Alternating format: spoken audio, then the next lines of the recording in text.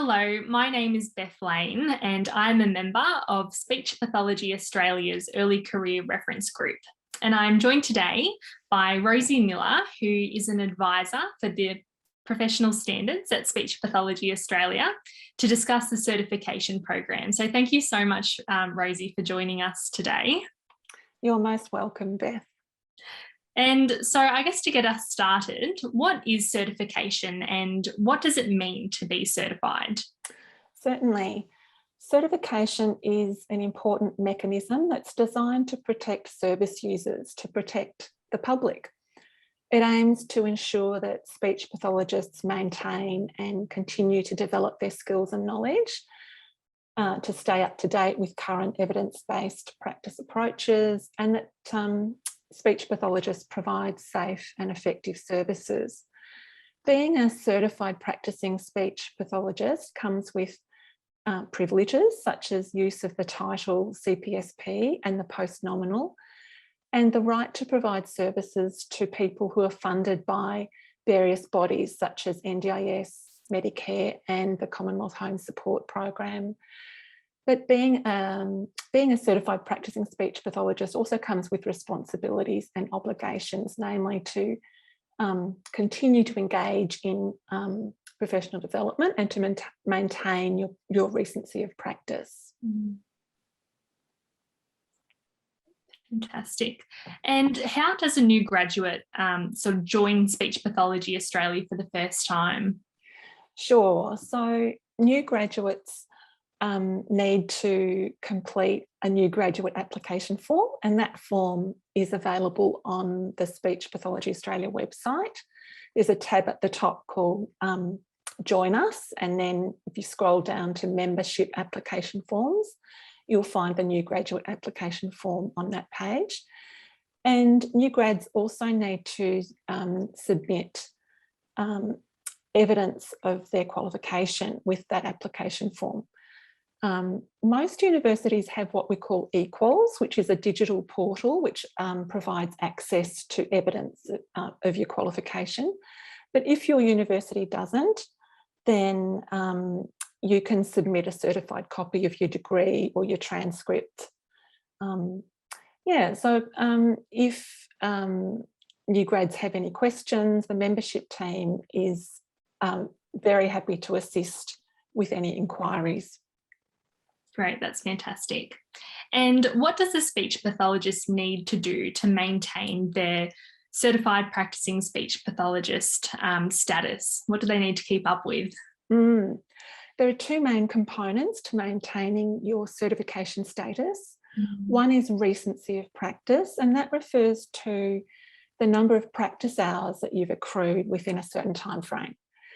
And the minimum recency of practice requirements vary depending on when you qualified in relation to the date that you join or renew your SPA membership.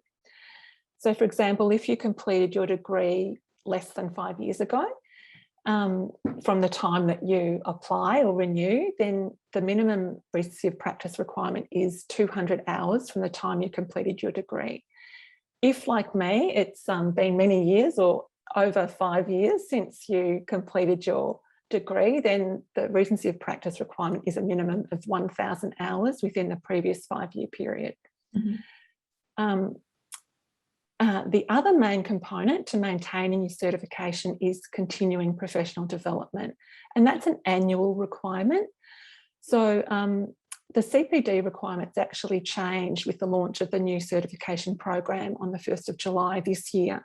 So previously, the minimum requirement was 20 points, but we've moved now to hours of learning. So the minimum CPD requirement is accrual of a minimum 20 hours of learning, and there are some mandatory components to that. So at least 2 hours of learning in professional support.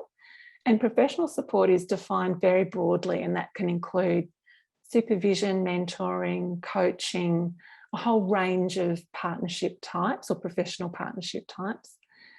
And, excuse me, the other mandatory component is a minimum of 2 hours of cultural learning. And cultural learning refers specifically to learning that supports culturally safe practice when working with Aboriginal and Torres Strait Islander peoples. So these initiatives very much align the CPD requirements with the code of ethics, with the professional standards, and with the aspirations of the profession. So it brings all of that into alignment. Yeah, great. No, we know how important it is to keep up with our professional development, and yeah, so that's really great. And what are the requirements for moving from that provisional to the full certified practicing speech pathologist status? Sure. So when a new graduate joins, they don't need to submit any CPD hours of learning, but they're, as a new graduate, they have 3 years to fulfil certain requirements to move from provisional to full. So when a new graduate first joins, they will have provisional certified practicing speech pathology status. So they have the same entitlements as a full certified practicing speech pathologist.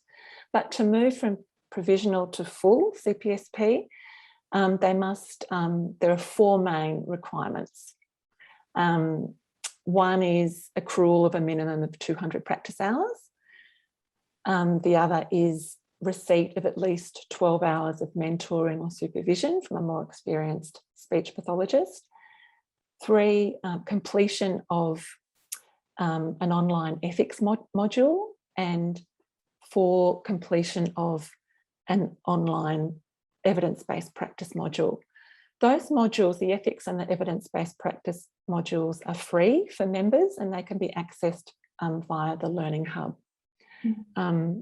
The ethics module has just recently been revised. So there's a very new ethics module available and it's got a new name. It's called Code of Ethics Support for Everyday Practice.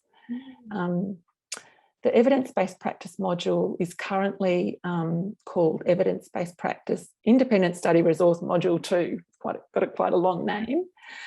Module 1 is optional, so it's module 2 that provisional speechies must complete. But having said that, I know that a new evidence-based practice module is currently under development and that's due for launch next year, so there might be a new name just to make things complicated. No, that's good, and great to hear about all the updates and revisions of the modules. Yeah, that's right. So new grads will have 3 years to complete or to meet those minimum requirements. Some new grads might have 3.5 years. So if you completed your degree, say in December, you would have 3.5 years to complete all of those requirements. That's because December doesn't align with the membership renewal period. So the SPA membership year runs from the 1st of July to the 30th of June the following year. Yeah, fantastic, good. Okay, and so if our listeners have any extra questions, where can they go to find out some more information? Sure. I think for information about joining SPA, I'd suggest going to the website initially, which I mentioned earlier. So under that Join Us tab to membership application forms. But for any membership related queries, the membership team are very happy to assist and they can be contacted by email, membership@speechpathologyaustralia.org.au, or by calling National Office on 1300 368835. And for information about the certification requirements, there's a whole lot of great information on the website. Under the Members tab, if you scroll down to Certification Program, there's lots of great information there about certification and the certification requirements. But again, if you have any queries, please feel free to email or contact the National Office and we'll be very happy to assist. Fantastic. So thank you so much, Rosie, for talking to us today. So if you have any questions about the certification program, please seek out those options that Rosie just mentioned or get in contact with Rosie at Speech Pathology Australia. Thank you. Thanks, Beth.